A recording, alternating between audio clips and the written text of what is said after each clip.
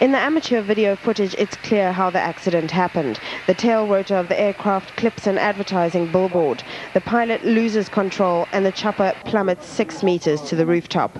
Seconds later, the fuel tanks explode, engulfing the rooftop in flames from the helicopter before it hit the ground. As flight engineer, he was lying at the open door checking for obstacles while the helicopter came in to land. Police have not yet determined whether the crash was caused by mechanical failure or human error. 3 of the crew were burnt beyond recognition. Police will use dental records to identify the bodies.